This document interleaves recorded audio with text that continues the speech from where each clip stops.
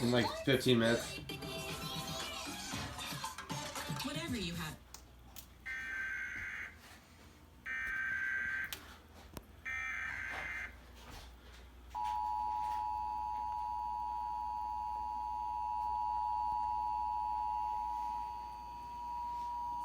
This is a coordinated monthly test of the broadcast stations of your area. Equipment that can quickly warn you during emergencies is being tested.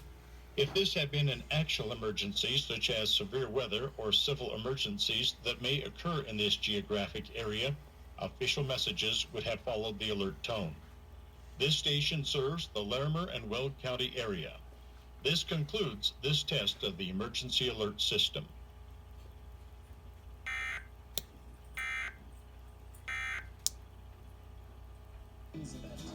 Visit blind corners and curbs at